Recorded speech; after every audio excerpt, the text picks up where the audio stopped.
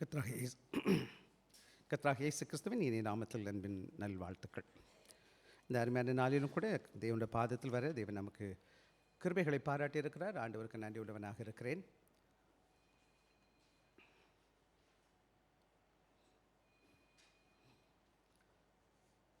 எங்கள் ஒவ்வொருவரையும் ஆசீர்வதிப்பாராக. தொடர்ந்து வாங்க, மற்றவங்களையும் கூட்டிகிட்டு வாங்க, நீங்கள் ஜெபிங்க அவங்களுக்காக. எனவே ரொம்ப அவசியம் நம்ம எல்லோரும் இணைந்து தெய்வ ராஜ்யத்தின் பணியை செய்யணும். எப்போதுமே நான் உங்களுக்கு சொல்கிற காரியம், நம்ம யாவரும் தேவனுடைய பிள்ளைகளாக இருக்கிறோம். எல்லோரும் என்ன செய்யணும்? கடவுள் ஊழியத்தை செய்ய நம்ம ஆயத்தப்படுத்தி கொள்ள வேண்டும். இன்றைக்கு நமக்கு வேத பகுதி கொடுக்கப்பட்டிருக்கு. கையில் வேத புத்தகம் இருக்குன்னா தயவுசெய்து திருப்பி வைத்துக் கொள்ளுங்கள். எல்லார் கையிலையும் பைபிள் இருக்கிறது சிறப்பாக இருக்கும். வேத புத்தகம் என்ன இருக்குன்னு கேட்டிங்கன்னா 2 கொரிந்தியர் 3வது அதிகாரம் 18வது வசனம். 2 Corinthians chapter 3 verse 18. இன்றைக்கி தலைப்பு கொடுக்கப்பட்டிருக்கிறது a call to personal transformation. தனிப்பட்ட மறுரூபமாக்கப்படுறது, மறுரூபத்திற்கான தேவனுடைய அழைப்பு அப்படின்னு சொல்லிட்டு நான் உங்களோடு கூட ஒரு சில காரியங்களை சொல்லி கொடுத்துட்டு நான் கடந்து போக இருக்கிறேன். அந்த ஸ்லைடு பார்த்துட்டு தம்பிங்களா? தனிப்பட்ட மறுரூபமாக்கப்படுதல், டிரான்ஸ்ஃபர்மேஷன்ற வார்த்தை வேதத்தில் மறுரூபமாக்கப்படுகிறதுன்னு போட்டிருக்கு, அழைக்கப்பட்டிருக்கும். இதை குறித்து நான் உங்களோட சுருக்கமாக நான் பேசிவிட்டு உங்களை நான் கடந்து போக இருக்கிறேன். எனவே கர்த்தருடைய வேத வசனம் நமக்கு இந்த வேத பகுதி 2 வேத பகுதி நான் வைத்திருக்கிறேன். 2 கொரிந்தியர் 3:18, 2வது கொலோசியன் 3:10. இந்த ரெண்டுமே அப்புறமா வாசிக்க சொல்ல போகிறேன். தயவுசெய்து உங்கள் கையில் வேத புத்தகம் இருக்குன்னா 2 எழுதிக்கங்க. குறிப்பு வச்சுக்கிறவங்க பாருங்கள். இன்றைக்கி விசேஷமாக இந்த வருடத்தில் நம்ம என்ன செஞ்சுருக்கணும்னு கேட்டிங்கன்னா, நம்மளுடைய கொள்கை தலைப்பு என்ன போட்டிருக்கோம், இந்த மாதம் முழுவதும் ஒவ்வொரு முக்கியமான தலைப்பில் நம்ம பேசிகிட்டு இருக்கிறோம்.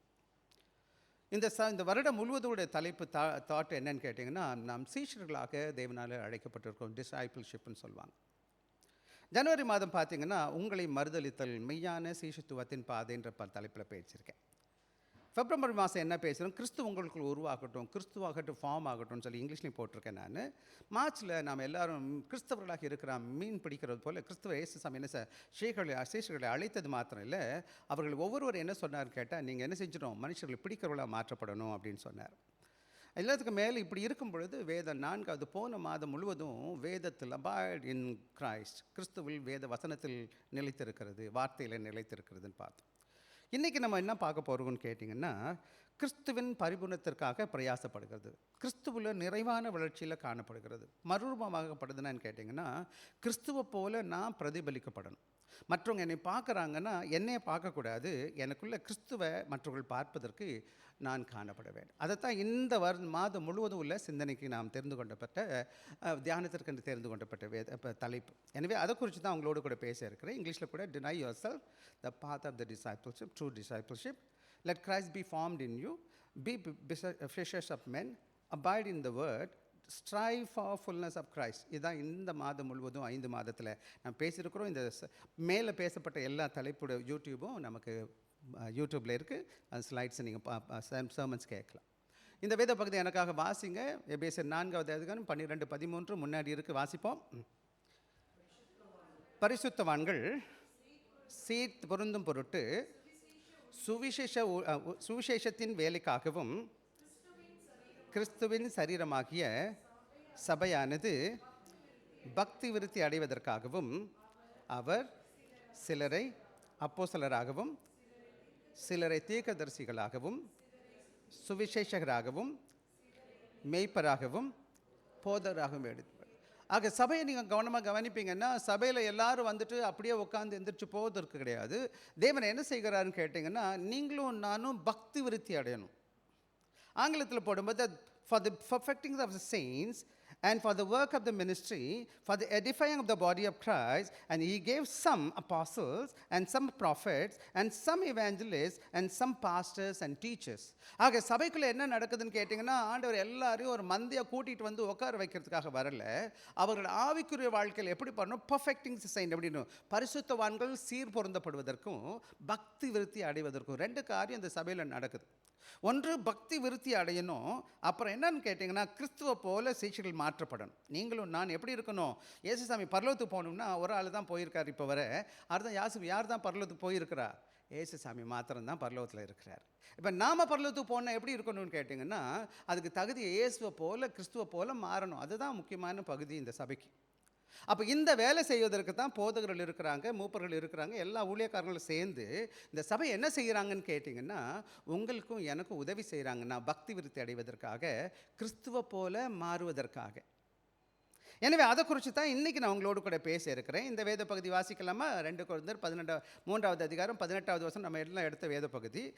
நாம் எல்லாரும் திறந்த முகமாய் கர்த்தருடைய மகிமையை கண்ணாடியிலே காண்கிறது போல கண்டு, ஆவியாக இருக்கிற கர்த்தரால் அந்த சாயலாக தானே மகிமையின் மேல் மகிமை அடைந்து மறுரூபப்படுகிறோம். ஆங்கிலத்தில் வேண்டாம். அடுத்து தமிழில் பார்த்து கொலோசியல் பார்த்தீங்கன்னா 3:10 கூட பார்த்தீங்கன்னா பார்க்கலாம். வாசிக்கலாமா? தன்னை சிருஷ்டித்தவருடைய சாயலுக்கு ஒப்பாய் பூரண அறிவடையும் படி புதிதாக்கப்பட்ட புதிய மனுஷனை தரித்து கொண்டீர்களே. ஆக இந்த வேத பகுதியில் நான் நெருக்கமாக கவனிக்கும் போது என்ன நடக்குதுன்னு கேட்டிங்கன்னா, இந்த 2 வேத பகுதியும் இல்லை பல வேத பகுதி இருக்குது நமக்கு. எல்லாமே சொல்லுது என்ன செய்யணும்னு கேட்டிங்கன்னா, கிறிஸ்துவின் சாயலுக்கு ஒப்பாக நானும் நீங்களும் மாற்றப்படணும். சரிங்களா? அந்த தம்பிக்கு ஒரு இடம் கொடுத்துருங்க. ரைட். இப்போ நம்ம என்ன பண்ண போகிறோன்னு கேட்டிங்கன்னா, இந்த படம் பார்த்துருப்பேன், கேட்டர்பில்லர்னு சொல்லுவாங்க. அந்த புழு இருக்கும் பார்த்தீங்களா, வண்ணத்து பூசி உண்டாகிறதுக்கு முன்னாடி அந்த ரொம்ப புழுவாக இருக்குதும் பார்த்துருப்பீங்க. ரொம்ப புழுவாக பார்த்துருப்பீங்க. சில வேளை நானும் நீங்களாம் சின்ன வயசில் விளையாண்டுருப்போம். பார்த்துருக்கீங்களாம்மா? புழுவாக இருந்துச்சு வண்ணத்து பூச்சி வரதுக்கு முன்னாடி. பார்க்க அழகாக இருக்குமா அசிங்கமாக இருக்குமாம்மா? அழகாக இருக்காது. ஆனால் என்ன நடக்குதுன்னு கேட்டிங்கன்னா, இந்த புழுவாக இருக்கிற வண்ணத்து பூச்சிக்கு முன்னாடி அசிங்கமாக இருக்கிற அந்த வண்ணத்து பூச்சி குக்கூன்னு ஒரு விதமான ஒரு தினம் செய்யும், ஒரு செல்லுக்குள்ளே போயிட்டு அதுக்கு தனக்கு தானே இன்டர்னல் டிரான்ஸ்ஃபர்மேஷன் நடந்து பின்னாடி நாட்கள் என்னவா மாறிடும்னு கேட்டிங்கன்னா, அழகான ஒரு வண்ணத்து பூச்சியாக மாறிடும். ஆக வெளிப்புறமாக மட்டும் மாறலை, அது உள்ளான மனமாற்றம் அடையுது, உள்ளுக்குள்ளேயே சேஞ்ச் ஆகுது. ஃபுல்லாக அந்த இந்த கேட்டர்பில்லர் எப்படி இருக்குன்னா பார்க்குறதுக்கு டிஃப்ரெண்ட்டாக இருக்கும். ஆனால் பட்டர்ஃப்ளை எப்படி மாறும்னு பார்த்தீங்கன்னா, கீழே கூட அந்த டிரான்ஸ்ஃபர்மேஷன் போட்டிருக்கேன் நான். அது எப்படி இருக்குது? அது உள்ளான மாற்றம் அடைஞ்சு என்ன செய்யுது? அழகான வண்ணத்து பூச்சியாக மாறிடுறது போல், அது முற்றிலும் எப்படி அழகாக மாறிடுதோ அதை போல தான் இன்றைக்கி எப்படின்னு கேட்டிங்கன்னா, கேட்டர்பில்லர் பெட்டர் கேட்டர்பில்லராக மாறாது. அந்த அந்த புழு நல்ல புழுவாக மாறாது. இட்ஸ் நியூ கிரியேஷன், புது சிருஷ்டியாக மாறிடுது. பார்த்தீங்களா? எப்படி இருந்த புழு எப்படி மாறுது? அழகான வண்ணத்து பூச்சியா. அதே போல தான் இன்றைக்கி நீங்களும் நானும் கிறிஸ்தவ சபைக்கு வந்திருக்கிறோம். நானும் நீங்கள் வரும்போது எப்படி வந்திருக்கிறோன்னு கேட்டால், பாவியாகவும் அயோக்கியனாகவும் திருடனாகவும் பலவிதமான கெட்ட எண்ணங்களும் செயல்பாடுகளும் எல்லாம் நிறைஞ்சு தான் வந்திருக்கிறோம். பல வேலைகளில் எனக்கு தெரியும் மோசமான பிள்ளைங்க. ஒரு சகோதரன் நான் பார்த்துருக்கிறேன் ரொம்ப வருஷத்துக்கு முன்னாடி. அவர் என்ன செஞ்சார், ஒரு நாள் வந்தார், ஃபுல்லாக தண்ணி போடுவார், எல்லாம் என்னென்னமோ பண்ணுவார்.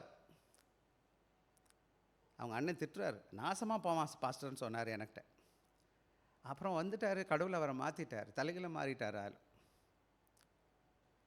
ஆக இந்த சகோதரராக இப்படி இன்றைக்கி வேறு மாதிரி இருக்கிறார், நல்லா இருக்கிறார், ஆண்டோட கிருபை. எந்த பிரதர் அவர் திட்டினாரோ அவர் மோசமாக இருக்கிறார். ஆக Christian life is not about moral touch up or outward religion. ஆக கிறிஸ்தவம் என்பது வெளிப்புறமாக மாற்றப்படுவது கிடையாது. அழகாக பார்க்குறது, டீசெண்டாக ட்ரெஸ் போடுறது, அது நல்லது தான், போட்டுக்கோங்க, பரவாயில்லை, அழகாக ட்ரெஸ் போட்டுக்கோங்க, மேக்கப் போட்டுக்கோங்க, முடிஞ்சிச்சுன்னா என்ன வேணாலும் பண்ணிக்கோங்க, முடி வச்சுக்கோங்க.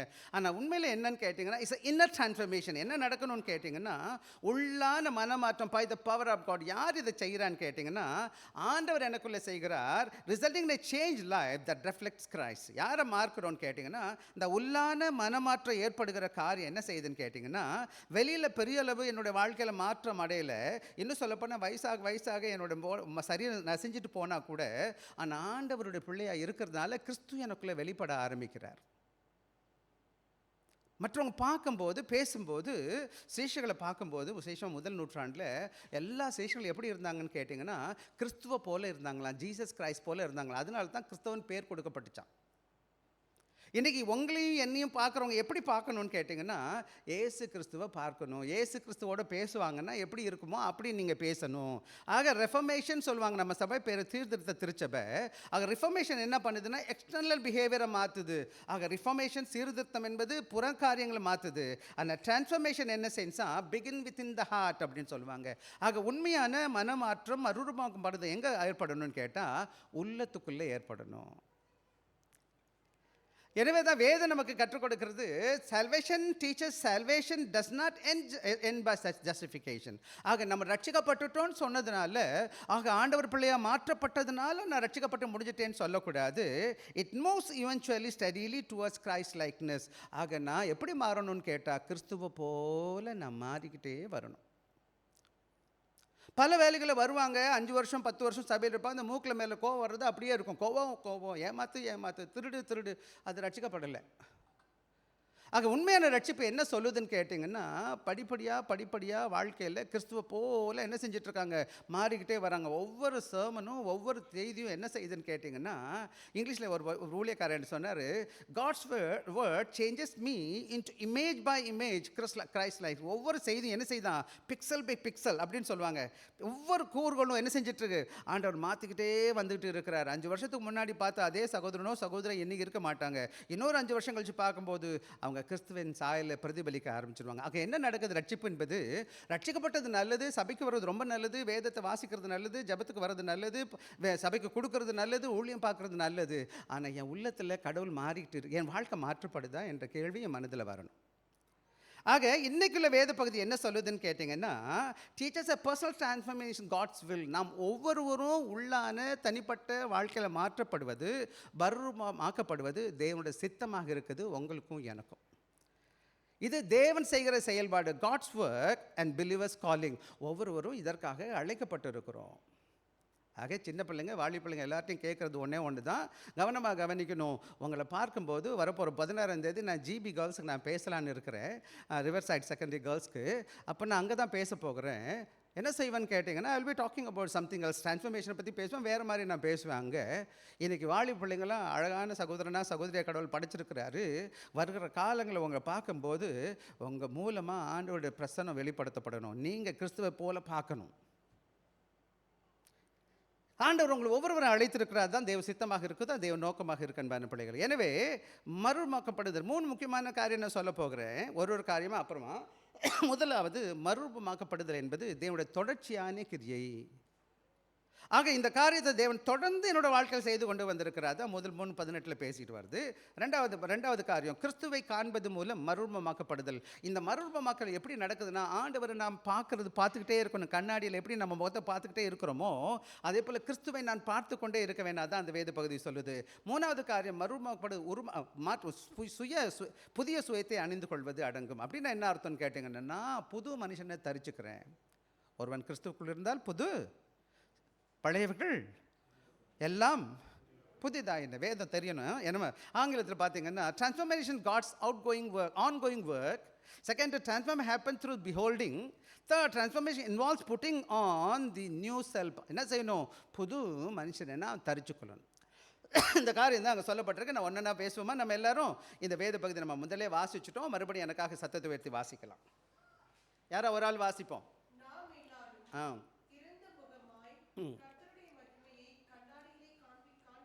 காண்கிறது போல ஆவியா இருக்கிற கர்த்தரால் அந்த சாயலாகத்தானே மகிமையின் மேல் மகிமை அடைந்து மறுரூபமாக்கப்படுகிறோம். ஆங்கிலத்தில், but we all with open face beholding as in a glass of the glory of the Lord are changed into the same image from glory to glory, even as by the Spirit of the Lord. 2 Corinthians 3:18. ஓகேவா? இங்கே ஒன்று நம்ம பார்க்கலாம். முதல்ல, transformation ongoing God's work. God's ongoing work. இது எப்படி நடந்துட்டுருக்கு? இந்த மறுரூபமாக்கப்படுதல் ஆண்டவர் என்னை ரட்சித்து தேவ சபைக்கு கொண்டு வந்ததிலிருந்து மட்டும் கிடையாது. அப்படியே ஒரு இடத்துல நின்றாது, அதை தொடர்ந்து ஆண்டவர் என் வாழ்க்கையில் செயல்பட்டு கொண்டே வந்து கொண்டு இருக்கிறார். அதைத்தான் நம்ம பார்க்குறோம். இந்த வேதம் சொல்லும்போது transformation is for all believer. இந்த ரட்சிப்பு அல்லது இந்த மறுரூபமாக்கப்படுதல் எல்லாருக்குரியதாக இருக்குது. அந்த வேத பகுதி தொடங்கும் போது எப்படி தொடங்குதுன்னு கேட்டிங்கன்னா, நாம் எல்லாரும், எத்தனை பேருமா யாருக்கு சொல்லியிருக்குது? வி ஆல், நாம் எல்லாரும்னா யாருமா? அவங்க நமக்கு எல்லாருக்கும். Not only pastors, not only mature believers. ஆக முக்கியமானவங்களுக்கு மாத்திரம், போதகருக்கு மாத்திரம், முதிர்ந்த ஊழியக்காரங்களுக்கு மாத்திரம் கிடையாது. Every true believers included in the process.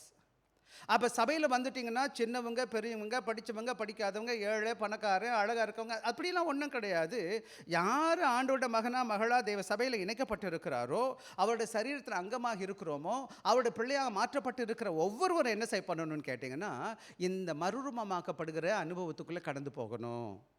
இது எப்படி நடக்குதுன்னு பார்த்தீங்கன்னா மகிமையின் மேல் மகிமை அடைந்து மறுரூபமாகணும்.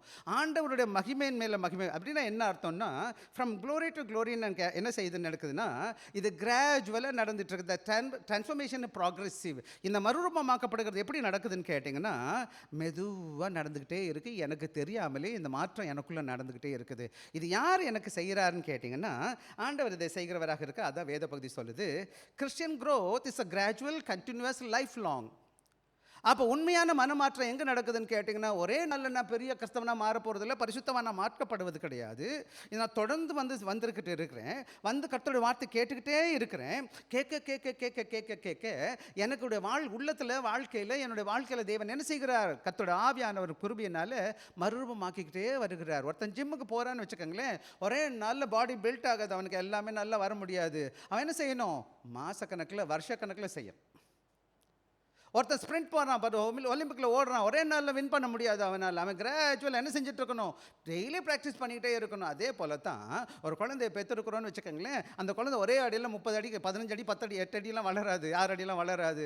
அதை நான் டெய்லி சாப்பாடு கொடுத்து வளர்த்துக்கிட்டே இருக்கணும். அதே மாதிரி ஆண்டவர் என்ன செய்கிறாருன்னு கேட்டிங்கன்னா, இந்த காரியத்தை என்னோடய வாழ்க்கையில் மெதுவாக அதே சமயத்தில் தொடர்ச்சியாக ஆண்டவர் என்னை செய்கிறார். எப்படி நடக்குதுன்னு கேட்டால், ஆண்டோட மகிமையின் மேலே மகிமை அடைந்து ஆக கிறிஸ்துவின் மகிமையின் மேலே மகிமை குறித்து என்ன செய்து ஆண்டவர் கிறிஸ்துவை பார்த்துருக்கிறோம், அவங்க மகிமையை பார்த்துருக்கிறோம். அந்த மகிமையோட பிரதிபலிப்பு என் வாழ்க்கையில் மாற்றிக்கொண்டே வருகிறது.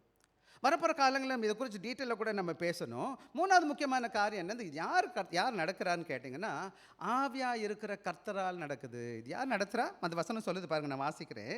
நாம் எல்லாரும் திறந்த முகமாய் கர்த்தருடைய மகிமை கண்ணாடியிலே காண்கிறது போல கண்டு, ஆவியாக இருக்கிற கர்த்தரால் அந்த சாயலாகத்தானே மகிமையின் மேல் மகிமை அடைந்து.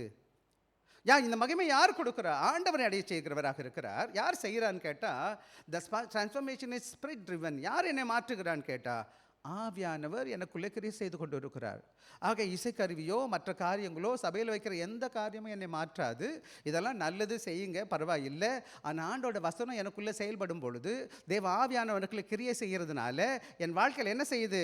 By the spirit of the Lord, ஆங்கிலத்தில் போட்டு, not by self effort, not by discipline alone, by the holy spirit's power. ஆக தேவ ஆவியானோட வல்லமையினால எனக்கு தேவ ஆவியானவனை கிரியை செய்கிறவராக இருக்கிறார், மனமாற்றம் அடைகிறவராக இருக்கிறார். ஆக ஒன்று சொல்ல வருகிற காரியம் என்னன்னு கேட்டாங்க, the key truth, we do not change ourselves. ஆக நானா மாற்றப்பட முடியாது. God changes us as we behold Christ.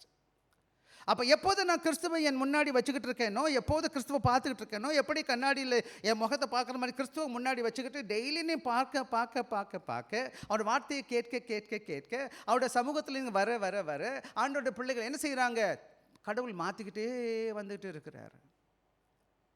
உங்கள் வாழ்க்கையை நீங்கள் சற்று யோசித்து பார்க்கணும். என் வாழ்க்கையில் நான் இவ்வளோ வருட காலங்கள் சபைக்கு வந்திருக்கிறேனே, என்னோடய பண்பு மாறி இருக்குதா, என் செய்கை மாறி இருக்கா, என் செயல்பாடு மாறி இருக்கா, என் சிந்தனையில் மாற்றம் இருக்கான்னு சற்று நீங்கள் உங்களே இந்த அருமையான காலை வேலையில் கேட்டு பார்க்கணும்.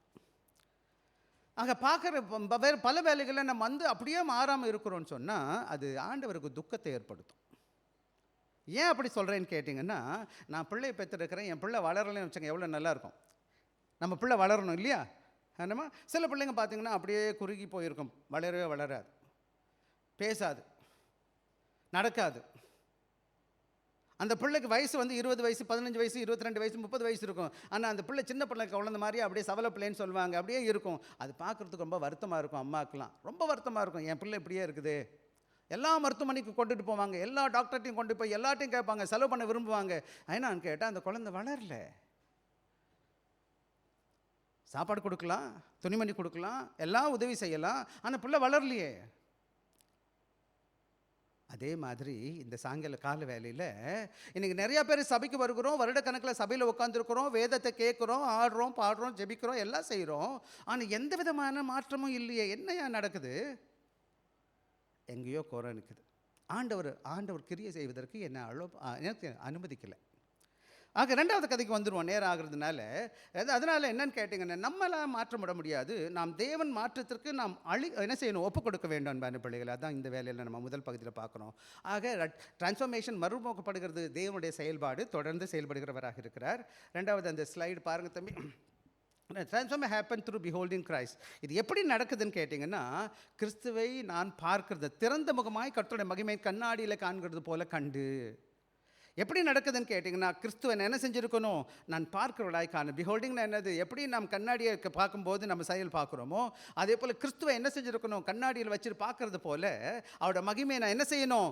பார்த்துக்கிட்டே இருக்கணும். ஒவ்வொரு நாளும் காலையிலையும் சாயங்காலமும் ராத்திரியும் போகும்போதும் வரும்போதும். வேதத்தில் சபையோட முக்கியமான வேலைன்னா கிறிஸ்துவை பிரதிபலிக்கிறது தான். இங்கே பார்த்துக்கினா mirror is the word of God. எங்கே எப்படி நான் கிறிஸ்துவை பார்க்க முடியும்னு கேட்டிங்கன்னா, இந்த வேத வசனம் தான் அந்த கண்ணாடி. As we gaze steadily upon the Christ in scripture, எப்போது இந்த வேதத்தை வாசிக்கிறோனோ, அது வேதம் முழுவதும் யாரை பற்றி பேசியிருக்குன்னா கிறிஸ்துவ பற்றி தான் பேசியிருக்குது. கிறிஸ்துவ நீங்கள் வேதத்தை நன்றாக வாசிக்கும் போது கிறிஸ்துவோட முகம் உங்களுக்கு தெரிய ஆரம்பிக்கும். அவரோட மகிமை வெளிப்படுத்தப்படும். எப்போது நீங்கள் தேவனுக்குள்ளே இருந்து கர்த்தரோட வார்த்தையை வாசிக்கிறீங்களோ, இந்த வார்த்தை தேவனோட வார்த்தையாக இருக்குது. இந்த வேத வார்த்தையின் வசதியில் யார் எனக்கு வெளிப்படுகிறார்? கிறிஸ்து வெளிப்படுகிறவராக இருக்கிறார். ஆக கிறிஸ்துவை இன்னும் பார்க்க அது என்ன செய்யுதுன்னா, கேஸ் பண்ணும்போது ஒவ்வொரு நாளும் அவர் டிசையர் சேஞ்ச், என்னுடைய வாஞ்சை மாறுகிறது. என்னுடைய வேல்யூ ரீடிசைன், ரீஅலைன், என்னுடைய மதிப்பு என்ன செய்யுது? வார்த்தையில் மறுபடி மாற்றி ஒத்து வர ஆரம்பிக்குது. அது கீழே கேரக்டர் ரீஷேப்ட், அவர் என்னுடைய பண்பு என்ன செய்யுது? மாற ஆரம்பிக்குது. பல வேளை நீங்கள் யோசிச்சுட்டு பாருங்கள், உங்கள் எண்ணமோ சிந்தனையும் செயல்பாடும் வாஞ்சையும் வேறு எந்த விதமான மாற்றமும் இல்லைன்னா தயவுசெய்து நீங்கள் கேட்டு பார்க்கணும். கடவுளை அறியாதவனுக்கும் உங்களுக்கு என்ன வித்தியாசம்னு கேட்டிங்கன்னா, உங்கள் சிந்தனை, உங்களோட மரியாதை, உங்கள் மதிப்பு, உங்கள் பண்பு வேதத்தால் மாற்றப்பட்டு இருக்கணும், கிறிஸ்துவால் மாற்றப்பட்டிருக்கணும், கிறிஸ்துவின் வார்த்தையால் மாற்றப்பட்டு இருக்கணும். இந்த வசனம் என்ன செய்யுது? என்னக்குள்ளே பாஸ் பண்ணுது. அது என்ன உள்ளாக என்ன செய்யுது? மாற்ற ஆரம்பிக்கிறது. எனவே இந்த வேதத்தை அறியலைன்னு வச்சுக்கோங்களேன். இன்றைக்கி காலையில் ஒருத்தர் கோட் அனுப்பினார். இந்த கோட் இப்படி வாசிக்கிறேன், நான் வேணால் வாசிக்கிறேன், உங்களுக்கு கவனமாக கவனிங்க. இந்த வசனத்தை நான் வாசிக்கிறேன். இந்த கோட் காலையில் வந்துச்சு எனக்கு.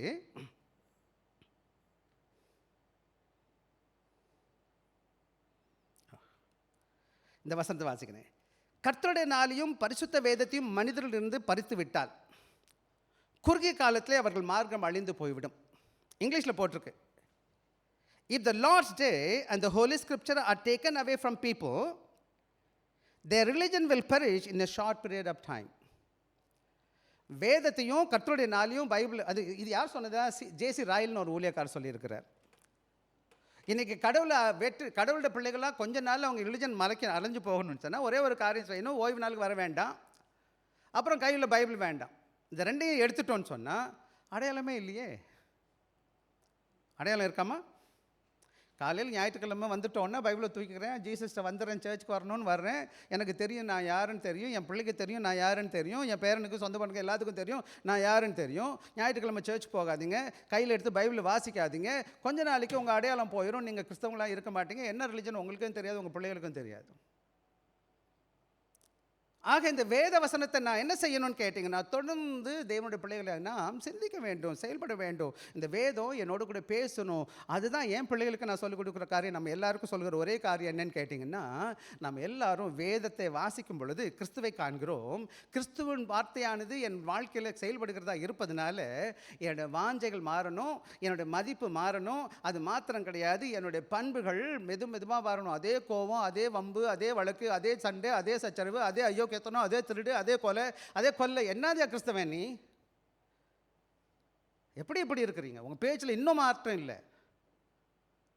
கடவுள் உங்களை மாத்திரம். ஆக கிறிஸ்துவ பார்க்குற நாம் இன்னொரு முக்கியமான காரியம் என்னன்னு கேட்டிங்கன்னா, அந்த பக்கம் போக மாட்டேதப்பா. We become like Christ, what we constantly behold. எதை நம்ம பார்க்குறோமோ, எதை நம்ம கேட்குறோமோ, எதை நம்ம சிந்திக்கிறோமோ. ஆக இன்னொன்று அடிக்கடிமாக பார்த்தது என்னன்னு கேட்டிங்கன்னா, எந்த காரியத்தை குறித்து நான் பார்த்துக்கிட்டே இருக்கிறேனோ ஆட்டோமேட்டிக்காக அதுதான் என் சிந்தையில் செயல்படும். என் சிந்தையில் இருக்கிறது தான் என்னுடைய வாழ்க்கையை ஷேப் பண்ண ஆரம்பிக்கும் இல்லையா? இன்றைக்கெல்லாம் பார்த்தீங்கன்னா பிள்ளைங்க வீடியோ கேம் நிறையா விளையாடுறாங்க, அதுவும் ஷூட்டிங் கேம் விளையாடுறாங்க. ரத்தம் கொட்டணும், நிறைய பேர் சாகணும், இவனுக்கு ரொம்ப சந்தோஷம். யார்? நம்ம ஆளுகளுக்கு. வெளியில் ஒருத்தன் அடிபட்டு கிடக்கிறான், ரத்தம் கொட்டி கிடக்கு, இவனுக்கு அது சந்தோஷம். அல்ல நல்லா அடிபட்டு கிடக்கிறான்ப்பா, போய் ஹெல்ப் பண்ண மாட்டான். இப்போ அப்படியே நடந்து போயிடுவான் பக்கத்துலேயே. ஏன்னு கேட்டால் அவன் நிறைய ஷூட்டிங் பார்த்துட்டான். அவனோட வேல்யூ சிஸ்டம் எங்கே இருக்குது? கேமில் இருக்குது. இன்றைக்கி நிறையா பிள்ளைங்க எப்படி இருக்கிறாங்கன்னு கேட்டிங்கன்னா, நம்ம ஆகிட்டாங்க. நம்மனா தெரியுமா உங்களுக்கு? எது மாரல் டீக்கே ஆகிடுச்சு. முதல்லாம் பார்த்தீங்கன்னா தண்ணி அடிக்கிறதோ சிகரெட் பிடிக்கிறதோ பப்ளிக்கில் பண்ணால் நாங்கள் யாராச்சும் திட்டலாம், அடிக்கக்கூட முடியும்.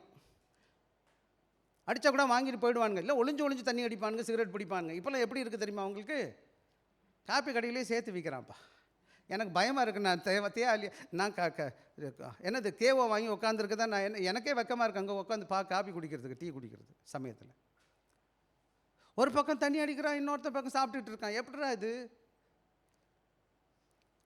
இன்றைக்கி என்ன ஆச்சுன்னு கேட்டால் ஒழுக்கக்கேடு மலிந்து போயிடுச்சு.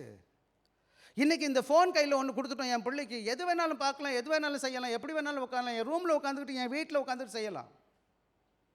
வசனத்தை நான் என் பிள்ளைகளுக்கு சரியாக கற்றுக் கொடுக்கலன்னு வச்சுக்கோங்க, நாளைக்கு எதை என் பிள்ளை தொடர்ந்து பார்க்குறானோ அவன் சிந்தையும் அவன் செயல்பாடும் அதுதான் அவன் வாழ்க்கையில் மாற்றப்படும்.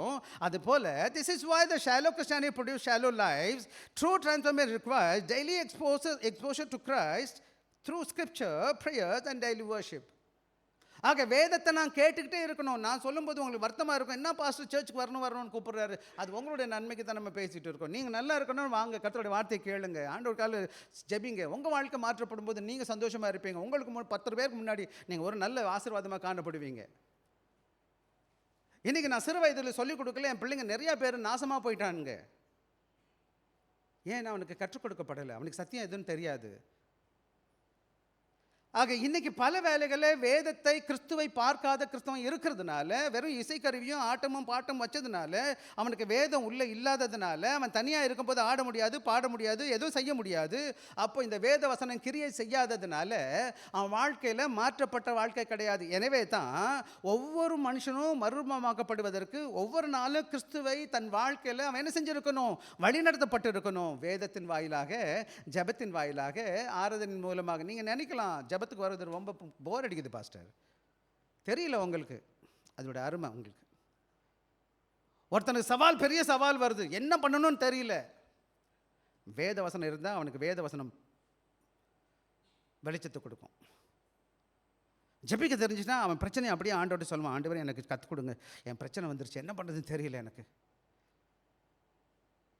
தேவ பிள்ளைகள் சமூகத்துக்கு வருகிறான், நிறைய நண்பர்கள் இருக்காங்க சபையில், எல்லாரையும் பார்க்குறான். ஒருத்தனை ஃபோன் அடிக்கிறான், ஐயா எனக்கு இந்த மாதிரி இருக்குது, என்ன செய்யணும்னு எனக்கு தெரியல.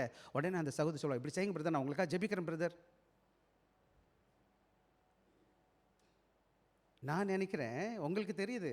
எனக்கு தெரிஞ்ச ஒரு சகோதரன், நான் பேர் சொல்ல விரும்பலை, என்கிட்ட வந்து சொன்னார், என்கிட்ட பாஸ்டர் நான் ஜபத்தெல்லாம் நம்புறதில்லை பாஸ்டர், எனக்கு ரொம்ப மன கஷ்டம். சர்ச்சுக்கெலாம் வருவார், கிறிஸ்தவ பேர் தான் வச்சுருந்தார், ஆனால் முடிவு நல்லா முடியல. பணம் இருந்துச்சு, நிறையா வசதி இருந்துச்சு, எல்லாமே இருந்துச்சு.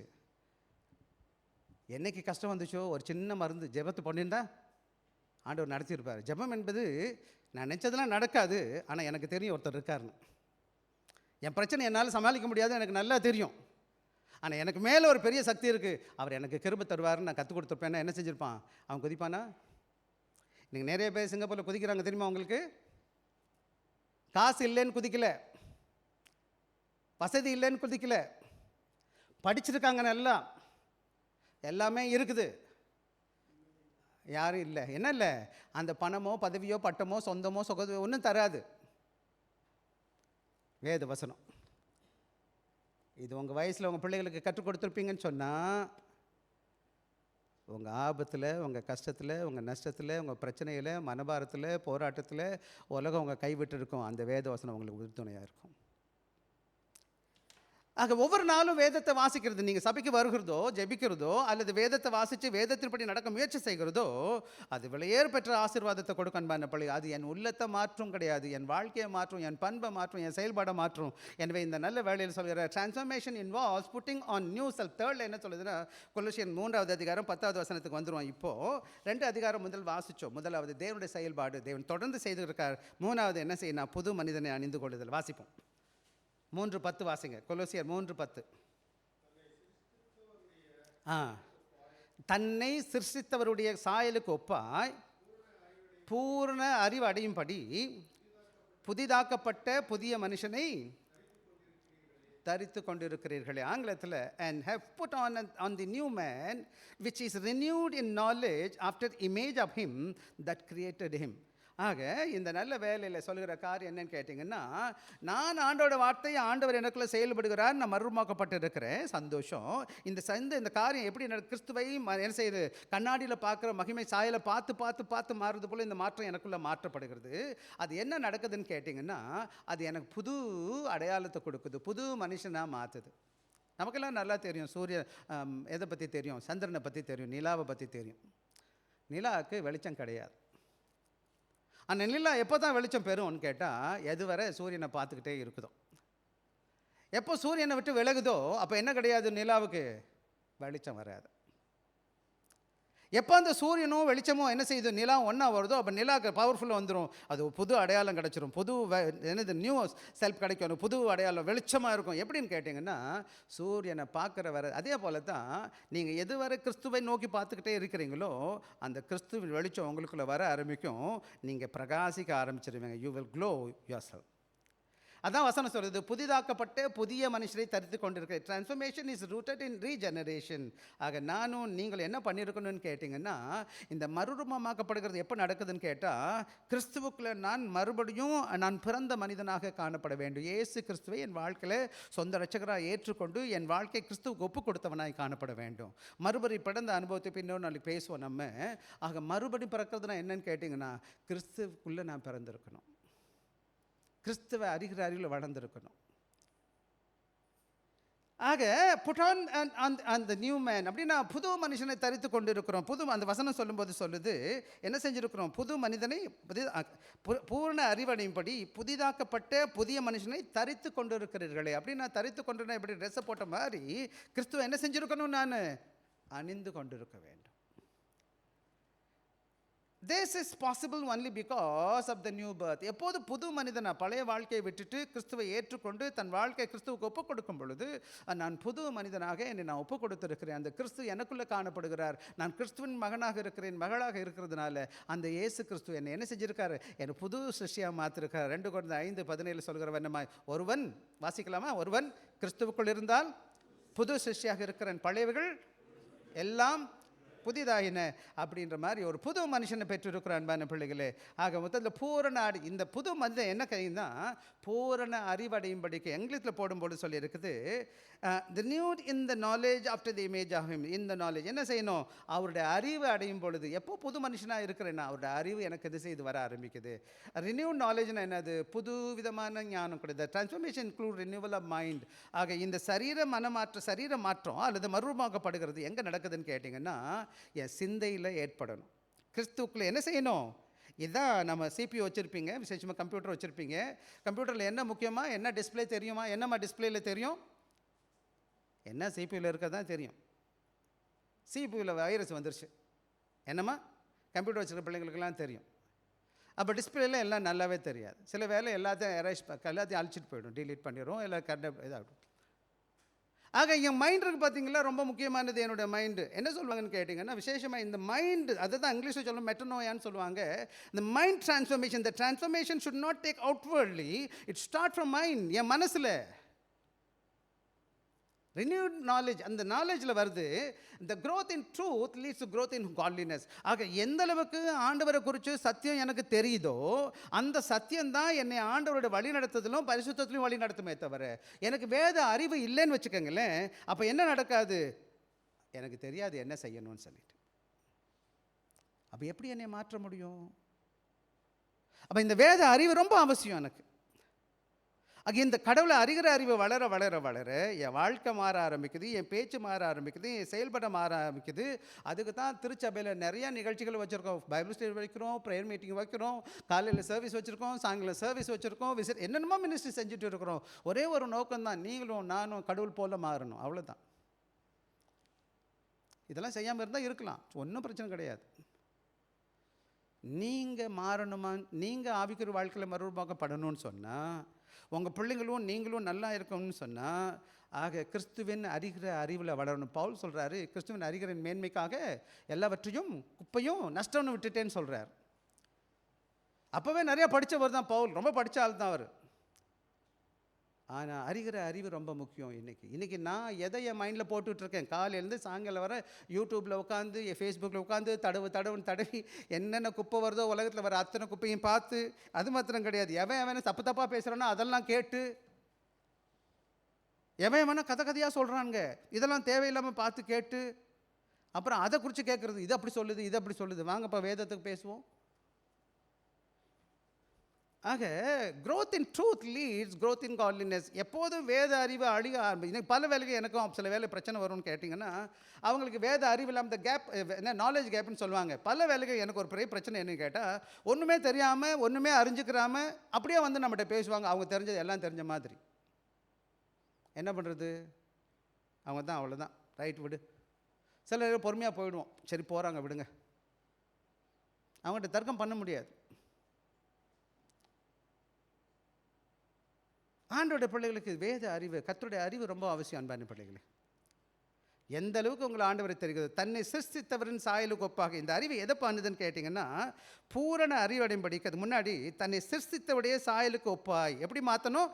Transformation restores God's image. எப்போது நாம் மரணமாக்கப்படும் பொழுது ஆண்டவர் எப்படி என்னை உருவாக்கினாரோ, அதாவது பாவத்துக்கு முன்னாடி ஆதாம் உருவாக்கப்பட்ட அதே சாயலை போல என்னுடைய பாவ உணர்வுகளும் எண்ணங்களும் செயல்பாடுகளும் இந்த உலகத்தில் வாழ்வதற்கான எண்ணங்களும் படிப்படியாக மாறி கிறிஸ்துவ போல மாற ஆரம்பிக்கும். After the image of him that created him, God restored what sin distorted. எந்த பாவத்தினால நான் என்னை அழிக்கப்பட்டு இருக்கிறனோ அந்த அழிவிலிருந்து என்னை கர்த்தர் மீட்டுக் கொள்கிறவராக இருக்கிறார். Salvation is not only rescue from sin, restoration of God's image, God design. ஆக என்ன பார்க்குறோன்னு கேட்டிங்கன்னா, இந்த உண்மையான ரட்சிப்பு என்னன்னு பார்த்தீங்கன்னா, ஆண்டவர் என்னை பாவத்திலிருந்து மீட்டது மாத்திரம் கிடையாது, எப்படி ஆண்டவர் பாவத்துக்கு முன்பாக என்னை உருவாக்கினாரோ அதே போல் தேவனுடைய சாயலுக்கு ஒப்பாக தேவனுடைய சிருஷ்டிப்பு எப்படி உருவாக்கினாரோ அது போல் மாற்றுவதற்கு தான் இந்த ரட்சிப்பு எனக்கு கடவுள் கொடுத்துருக்கிறார். எனவே இந்த அருமையான வேளையில் நானும் நீங்களும் சற்று கவனிக்க வேண்டிய பாடம் என்னன்னு கேட்டிங்கன்னா, நான்காவது, இந்த ரட்சிப்பு என்ன இந்த மாற்று ரூபமாக்கப்படுகிறது. நம்ம ஒரு சில காரியங்கள் நம்ம இடத்துல எதிர்பார்க்குது. ஆக்டிவ் சில வேலைகளை நம்ம நினைக்கக்கூடாது, ஆண்டவர் என்னோட வாழ்க்கையில் இந்த மறுரூபத்தை செய்கிறாரு, நான் அமைதியாக இருக்கலாமான்னு கேட்டிங்கன்னா, no, the submission God's work believers are not passive. ஆக மக்கள் நம்ம என்ன செய்யக்கூடாது, அப்படியே பேசிவாக நான் சும்மா இருக்கலாமான்னு கேட்டால் கிடையாது. We are call to put off the old nature. ஆக இந்த பாவமான பழக்க வழக்கங்களும் சிந்தனைகளை விடணும். நான் ரெண்டாவது, புட் ஆன் நியூ நேச்சர். ஆண்டவரை போல கிறிஸ்துவின் சாயலை நான் தரிச்சுக்கணும். ஆண்டவரோட பண்புகள். கிறிஸ்துவின் சாயல்னா என்ன அர்த்தம்னு கேட்டிங்கன்னா, கிறிஸ்து பூமியில் வாழும் பொழுது எப்படிப்பட்டவராக வாழ்ந்தாரோ அதை போல் நானும் நீங்களும் எப்படி செய்யணும்? நன்மை செய்கிறவராகவே இருந்தான்னு வேதம் சொல்லுது. நிறைய பண்புகளை பற்றி பேசிட்டு. கிறிஸ்துவின் சாயல்னா என்னது? சண்டை, வம்பு, வழக்கு. ஏசாமி எத்தனை சண்டை போட்டார்? வசனம் நிறைய சொல்லுது. இன்றைக்கி நம்ம பார்த்திங்கன்னா, இயல்பாக நம்முடைய வாழ்க்கையில் பார்த்திங்கன்னா, விட்டு கொடுக்குற பண்பு கிடையாது, மன்னிக்கிற பண்பு கிடையாது, நேசிக்கிறது கிடையாது, கொடுக்கறது கிடையாது. பல காரியங்கள் நம்ம பேசிக்கிட்டே போகலாம். ஏசாமியாக இருக்கும் பொழுது, ஏசாமி பிள்ளைகளாக இருக்கிற நமக்கு இந்த உலகம் கொஞ்சம் காலங்கள் வாழ போகிறோம். ரொம்ப நாள் யாரும் பர்மனெண்ட்டாக இல்லவே இல்லை. பர்மனெண்ட்டாக இருக்கிறது வாய்ப்பாக இருந்தால் பரவாயில்ல, இருந்துட்டு போங்க. ஆனால் எல்லாருக்கும் டைம் லிமிட்டடாக இருக்குது. என்னைக்குன்னு தெரியாது எனக்கும் உங்களுக்கும். எவ்வளோ காசு இருந்தால் இந்த பூமியில் நம்ம வச்சுக்கிட்டு நம்ம பரலத்துக்கு கொண்டு போக முடியும்னு எனக்கு தெரியாது. வேதம் சொல்லுது ஒன்றுமே கொண்டு போட. மகா அலெக்சாண்டர் இறக்கும்போது என்ன சொன்னாராம்? அவர் சொன்னாராம் 3 காரியம் சொன்னாராம். அது அப்புறம் பேசுவோம். நமக்கு பெரிய இந்த நாட்டுடைய தந்தைன்னு சொல்லப்பட்ட லீக்வான் இந்த நாட்டை தான் உருவாக்குனார் எல்லாத்தையும். கடைசியில் அவர் சொல்லிட்டார், என்னுடைய வீட்டையை உடச்சிருங்கடான்ட்டு போயிட்டார். ஏன்னு கேட்டிங்கன்னா, எதுவும் நம்ம கொண்டு போகிறது கிடையாது. இந்த உலக வாழ்க்கையில் கடவுளுடைய பிள்ளைகிறாங்கன்னா இந்த பூமிக்கென்று படைக்கப்பட்டவங்க கிடையாது, ஆண்டவரோடு இருப்பதற்காக தேவன் படைத்திருக்கிறார். எனவே பழைய பண்புள்ள மனிதனை நான் என்ன செஞ்சிடணும்? புட் ஆஃப், எடுத்து போட்டுட்டு புது கிறிஸ்துவின் சாயலை நான் தரிச்சுக்கணும், பண்புகளை தரிச்சிருக்கணும், கிறிஸ்துவின் சாயலை தரிச்சுக்கணும். Walk in obedience. கிறிஸ்துவுக்கு கீழ்ப்படிந்து நடக்க பாருங்கள். இல் டெய்லி டு த ஸ்பிரிட். ஆவியானவர் வழி நடத்துறதுக்கு ஒப்பு கொடுங்க. Grace does not cancel responsibility, it empowers obedience. ஆக கடவுளுடைய கிருபை இருக்கிறதுனால என்னோட பொறுப்பை மீட் பண்ண, பொறுப்பை விட்டு என்னை நிகழ்ச்சி என்ன செய்யலை, பொறுப்பை விட்டு என்னை மீட்கலை, பொறுப்பை விட்டுட சொல்லலை. ஆனால் அது என்ன செய்யுது? கீழ்ப்படிதலுக்கு எனக்கு கிருபை அளிக்குது. பல வேலைகளில் ஒரு சபை இருக்குது இங்கே, அந்த சொல்கிறது என்ன ஹைப்பர் கிரேஸ்ன்னு சொல்லுவாங்க. அந்த சபைக்குள்ள ரட்சிக்கப்பட்டுட்டீங்க என்ன வேணாலும் பண்ணுங்க அப்படின்ற மாதிரி ஒரு சபை இருக்குது. கூட்டம் கூட்டமாக மக்கள் போகிறாங்க. கேட்குறதுக்கு நல்லா இருக்கும் பிரசங்கம். அன்பான பிள்ளைகளே, காஸ்ட்லி கிரேஸ்னு இன்னொரு டிபார்ட்மெண்ட் இருக்குது. நீங்களும் நானும் ஆண்டோட கிருபையாக மீட்கப்பட்டிருக்கோம். நம்ம பொறுப்பை விட்டு மீட்கப்படலை. கடவுளோட பொறுப்பு என்னன்னு கேட்டால், அவருக்கு கீழ்ப்படிவதற்கு தேவன் என்ன செய்கிறார்? வல்லமையை தருகிறவராக இருக்கிறார். வாங்க முடிப்போமா இன்னைக்கு? ஆக எவிடன்ஸ் என்னன்னு கேட்டிங்கன்னா, உங்கள் வாழ்க்கையில் நீங்கள் மாற்றப்பட்டிருக்கீங்கன்னா, த டிரான்ஸ்ஃபார்மேட் லைஃப் வில் ஷோ க்ரோயிங் காலினஸ். நீங்கள் ஒவ்வொரு நாளும் பிரயாசப்படுகிறத நாம் பார்க்க முடியும். பக்தி வர்த்தியில் பரிசுத்தத்தில் வளர்வதை நாங்கள் பார்க்க முடியும். Increasing in love for God and others. ஆண்டவருக்கு நேசிப்பதற்கும் ஆண்டவர் மக்களை நேசிப்பதற்கும் உங்கள் வாழ்க்கையில் பெரிய ஆசீர்வாதம் காணப்படும். சபைக்கு போகணும், அதை செய்யணும், இதை செய்யணும், எல்லாரையும் செய்ய ஆரம்பிப்பீங்க. ஆண்டவரை எந்த அளவுக்கு நீங்கள் நேசிக்கிறீங்களோ அது போல் எல்லாரையும் நேசிப்பீங்க. எந்த பாகுபாடும் உங்கள் மேலே வராது. அம்மா செல்வின் அம்மா இறந்துட்டாங்க. அவங்க அம்மாட்ட எனக்கு ரொம்ப பிடிச்சது என்னன்னு கேட்டிங்கன்னா, எப்போதுமே என்னால் மறக்க முடியல. இந்த சபைக்கு வந்தது நாட்கள் இவ்வளோ நாளில் இந்த பிள்ளைங்க ஒரு சிலர்கிட்ட பேசி பாருங்க. அந்த தாயார் எப்படி இருப்பாங்கன்னு கேட்டிங்கன்னா, யாரையும் எந்த பாகுபாடு பார்க்காம நேசிப்பாங்க. இத்தனைக்கு நான் கூப்பிடவே இல்லை ஊழியத்துக்கு வாங்கம்மான்னு சொல்லிட்டு. அவங்க கொஞ்சம் வயசான அம்மாவாக இருந்தாங்க. அப்போ கூட ஓடி ஓடி வருவாங்க. பாஸ்டர் நான் ஹோம்காரன் வாங்க வந்துடுவேன் வருவாங்க. எங்கே விசிட்டேஷன் வேணாலும் அரேஞ்ச் பண்ணுவாங்க. எனக்கு அது மாத்திரம் கிடையாது, செலவு பண்ணுவாங்க எல்லாத்துக்கும். கேட்கவே இல்லை. நான் கடைசி வர 3 நாளைக்கு முன்னாடி வர சபைக்கு வந்திருக்கிறாங்க. இந்த சபைக்கு வந்து சண்டே அட்டன் பண்ணியிருக்கிறாங்க. அதுக்கு முடித்த 3 நாளில் அவங்க இறந்துட்டாங்க. அந்த தாயார் கடவுளை நேசித்தாங்கன்னு அடையாளம் என்ன தெரியுமா? எல்லாரையும் நேசித்தாங்க. எல்லாருக்கும் முடிஞ்சவரை செஞ்சாங்க. நீங்கள் உங்களை கேட்டு பாருங்கள், எந்த அளவுக்கு கடவுள் உங்கள் வாழ்க்கை. Sensitivity to sin. பாவம் செய்கிறத குறித்து கவனமாக இருக்கணும். இது பாவம், இதை நான் செய்யக்கூடாதுன்னு அந்த உணர்வு உங்களுக்கு வருதான்னு பாருங்கள். Hunger for God's word. ஆண்டோட வேத வசனத்தை கேட்பதற்கு வாஞ்ச இருக்கா? ஆண்டவருக்கு ஊழியம் செய்வதற்கு வாஞ்ச இருக்கான்னு கேட்டு பாருங்கள். சில வேலைகளை ஒப்புக்கு நம்ம சபையில் வந்து உட்காந்து போனால் ஒரு மாற்றமும் உங்கள் வாழ்க்கையில் ஏற்படலை. அன்பான பிள்ளைகளே. 3வது கிரைஸ்ட் லைக் ஹியூமிலிட்டி. தாழ்மையாக இருங்க. யார் வேணாலும் என்ன வேணாலும் பேசிட்டு போகிறாங்க, என்னென்ன வேணாலும் சொல்லட்டும். கடவுளோட கிருபை இருக்குது. ஆண்டோட பிள்ளையாக மாற்றி இருக்கிறார். மற்றவங்க என்னை புகழணும் எதிர்பார்க்காதீங்க. அந்த புகழ்ச்சி ஏமாத்துது. எழும்பத நாக்கு எந்த பக்கம் மாறுன்ற மாதிரி. தயவு செய்து இன்னைக்கு புகழ்றவங்க நாளைக்கு என்னை தப்பாக பேசுவாங்கன்னா பேசுவாங்க, பேசியிருக்கிறாங்க. நம்பாதீங்க மனுஷன் நாக்கு. Not perfection but direction. ஆக ஒன்றும் பண்ண புரிஞ்சுக்கணும், நம்ம பூரணராக முடியவே முடியாது. கடைசி வரை ஆண்டோட கிருபை வர நம்ம வளர்ந்துக்கிட்டே இருப்போம். ஆனால் ஆண்டவர் நல்ல வழியில் நம்ம நடக்கி கொண்டு இருக்கிறார் என்பது அர்த்தம். மேலே சொன்னதை மனசுங்க, பரிசுத்தத்தை வளர ஆரம்பிங்க. ஆண்டவர் பிள்ளைங்களை நேசிங்க. பாவத்தை விட்டு விலக பாருங்க. கர்த்தருடைய வார்த்தையை நேசிங்க. அதுக்காக தாகத்தோடு கூட காணப்படுங்க. இயேசு கிறிஸ்துவின் தாழ்மையை தரித்து கொள்ளுங்க. அது மாத்திரம் கிடையாது, கடைசியில் முடிச்சிடுறது. An old lighthouse keeper was once asked, how we keep the glass so clean? He replied, I clean every day because even little dirt can block the light.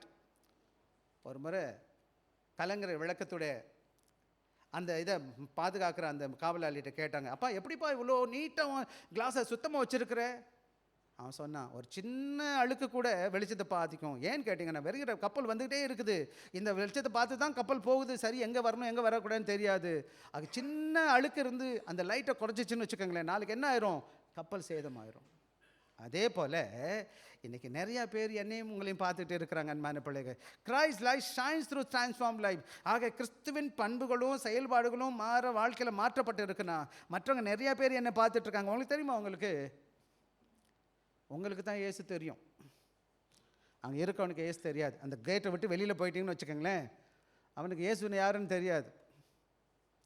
அவன் யாரை தான் பார்க்குறான்னு கேட்டால் உங்களை தான் பார்க்குறான்.